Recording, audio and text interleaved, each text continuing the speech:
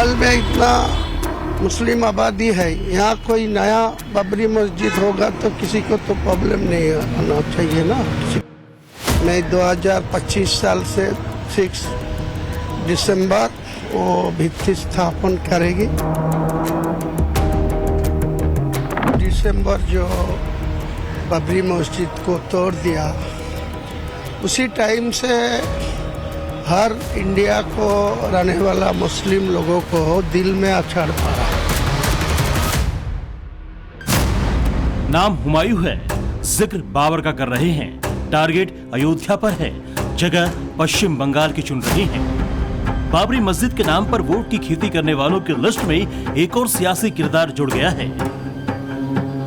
मैं सीमांचल की आवाम से भीख मांगू कि मेरी झोली पैसों से भर दो, मुझे उत्तर प्रदेश में 5 एकड़ जमीन खरीद कर अल्लाह की मस्जिद बनाना है, तो खुदा की कसम 48 घंटे में उतने पैसे जमा हो जाएंगे। और कोई फैक्टर नहीं है हिंदुत्व के मुद्दे को लेकर चलना और बाबरी मस्जिद डिमोलिश करने वालों को बधाई देना, ये समाजवादी पार्टी के आइडियोलॉजी में नहीं है। अपना धर्म से कोई मानने वाला लोग कोई नया एक बाबरी मस्जिद बनाएगी, किसी को तो दिक्कत नहीं होना चाहिए।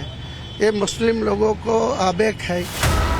बाबर की दुनिया से रुखसती के 494 साल हो चुके हैं, मगर बाबर और बाबरी मस्जिद के नाम पर मुस्लिम वोट पाने की हसरतें कम नहीं हुई है।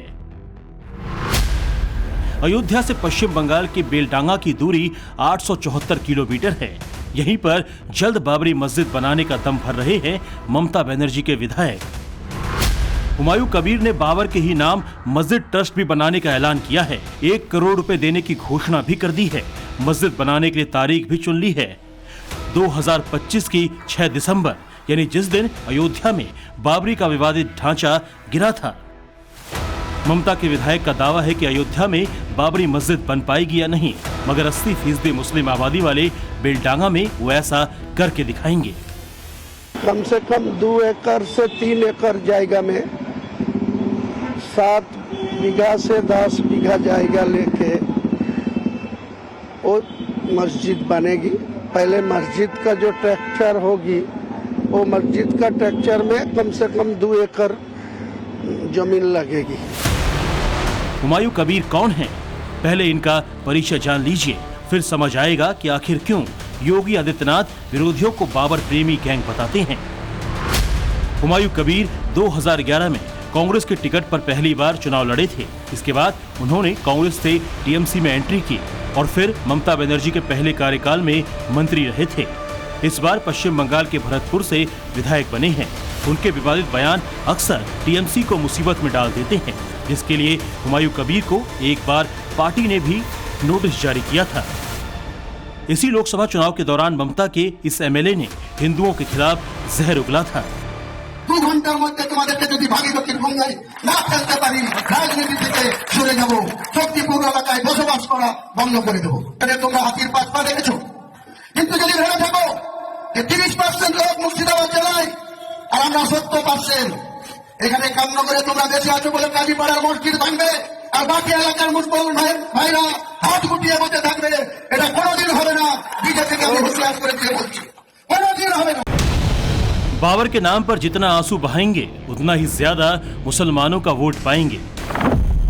ये वो समीकरण है जिसका गुणागणित हुमायूं कबीर जैसे कई सियासतदान लगाते रहे हैं और फिर वोटों में मजहबी रंग से इनकार नहीं करते।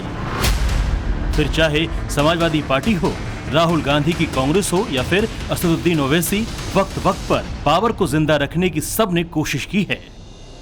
इतिहास गवाह है, मुगल शासक बाबर के सेनापति मीर बाकी ने अयोध्या में राम मंदिर तोड़कर मस्जिद बनाई और उसी मस्जिद का नाम बाबरी मस्जिद रखा गया। उस विवादित ढांचे को गिरे 32 साल हो गए हैं। कभी बाबर के नाम पर या तो फिर कभी मस्जिद बनाने को बहाने बनाकर जो है मुस्लिम वोट बैंक की राजनीति आगे बगाहे जो है एक्टिव होती हुई दिखती है। शायद इसीलिए इन तमाम नेताओं में राम मंदिर के निर्माण को लेकर कोई उत्साह नहीं दिखता। अब पश्चिम बंगाल से टीएमसी के विधायक हुमायूं कबीर ने बाबरी मस्जिद का शगुफा छेड़ा तो सुर मिलाने वालों के चेहरे कैमरे पर चमक उठे। दलील ये दी जा रही है कि जब राम मंदिर पर किसी को आपत्ति नहीं तो फिर मुसलमानों की मस्जिद पर किसी को दिक्कत नहीं होनी चाहिए। और बात क्या है, जो बाबरी मस्जिद के बारे में बोल रहे हैं ना, बात जैसे भाजपा वाले ने बाबरी को शहीद करके वहाँ राम मंदिर बनाया वोटों के लिए, अभी यह जो बनाने के बोल रहे हैं, कब होगा नहीं होगा पता नहीं, जो भी होगा ये भी इसका जो एम है वो वोट। और मुख्यमंत्री का आपत्ति कैसे रहेगा? आपत्ति होने का बात नहीं है। यानी जो बाबरी मस्जिद वहाँ थी उसको वो मैटर वो अलग है, लेकिन अलग से कोई मस्जिद बनाना चाहते हैं तो बना सकते हैं। उसमें क्या है, इस प्रदेश और देश के अंदर सभी मजहब के लोगों को रहने के लिए, अपनी मर्जी से धर्म अपनाने के लिए, अपने धार्मिक स्थल बनाने का अधिकार है, तो बनाए। हम उसका इस बात का स्वागत करते हैं, इस्तकबाल करते हैं। लेकिन जहाँ तक बाबरी मस्जिद है, बाबरी मस्जिद वो बाबर के द्वारा बनाई गई थी, इसलिए उसका नाम रखा गया था। वो चाहे उनके नाम पे रख सकते हैं, चाहे किसी दूसरे के नाम पे। मुख्यमंत्री जिस तरह से तुष्टीकरण का राजनीति करते हैं पश्चिम बंगाल में, सरकारी खास जमीन भी अगर हड़प ले और मस्जिद बना दे तो भी मुख्यमंत्री कुछ नहीं बोलेंगे 30% के लिए। तो ये तो बर्दाश्त नहीं होता है और बंगाल के हिंदू देख रहे हैं, इसका जवाब 26 में मिलेगा। हुमायूं तो जाहिर सी बात बाबर के पुत्र थे, तो बाबर की जो मानसिकता है वो कौन सी है? वो है लूटने की, महिलाओं के पर अत्याचार करने की, सनातन को समाप्त करने की, धर्मशास्त्रों को जलाने की, विभिन्न प्रकार की संपत्तियों में आग लगाने की, भारत को समाप्त करने की। तो ये सारी मानसिकता तो पहले से बंगाल में व्याप्त है। यानी जो बाबरी सोच है वो पहले से ही है। अब उसकी मस्जिद मत बनाओ, ये मस्जिद नहीं बनाना चाहते हैं। बात मस्जिद की नहीं बल्कि नाम रखने की है। 6 दिसंबर की तारीख को चुनने की है। तर्क ये है कि मोदी अगर राम मंदिर की प्राण प्रतिष्ठा कर सकते हैं तो फिर बाबरी मस्जिद की नींव ममता बनर्जी रख सकती हैं। हिंदू मुस्लिम के नाम पर राजनीति की दुकान चलाने वाले हुमायूं कबीर का चाल, चरित्र और चेहरा क्या है, वो उनके इस बयान से समझ लीजिए।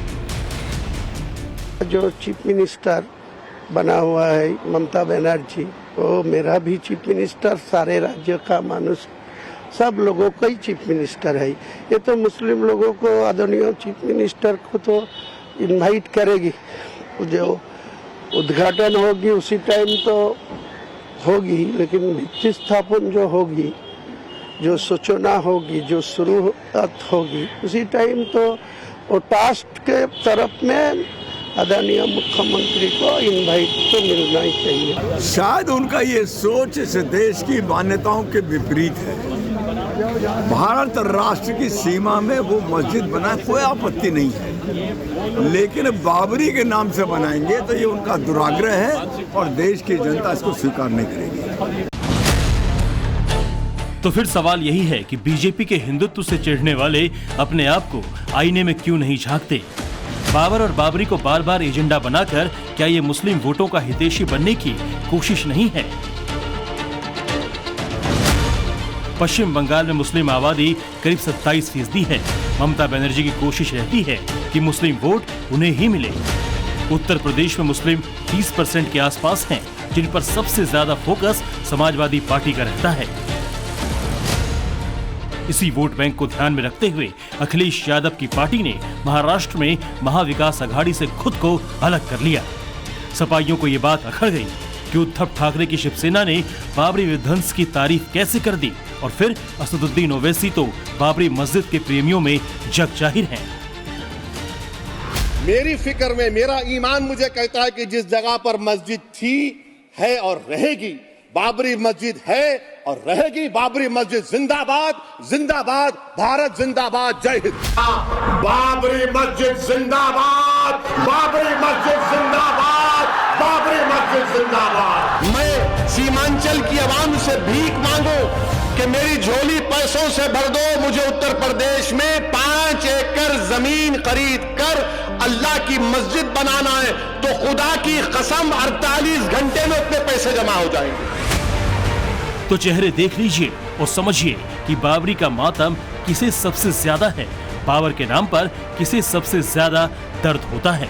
यूपी के मुख्यमंत्री योगी आदित्यनाथ ने बगैर नाम लिए अयोध्या में संभल के बहाने ऐसे ही बाबर प्रेमियों को एक्सपोज किया, जिस पर खूब बवाल मचाया गया। 500 वर्ष पहले बाबर के एक सिपह सालार ने जो काम अयोध्या में किया था, जो काम संभल में किया था, और जो काम आज बांग्लादेश के अंदर हो रहा है, तीनों की प्रकृति, तीनों का डीएनए एक जैसा है। गलतफहमी में मत रहना। लोकसभा चुनाव के टाइम से ही अयोध्या वो एपिसेंटर बन चुका है जिसका सब अपने अपने हिसाब से इस्तेमाल करना चाहते हैं। बीजेपी राम मंदिर और विकास का मॉडल सामने रख रही है तो विपक्ष बाबरी के नाम पर तुष्टीकरण का दांव चल रही है। सियासत किस कैरेक्टर से इतना तय है कि 500 साल बाद भी कुछ लोग बाबर का चैप्टर क्लोज नहीं होने देंगे। कोलकाता से पूजा मेहता और दिल्ली से रविकांत राय के साथ ब्यूरो रिपोर्ट, टाइम्स नाउ।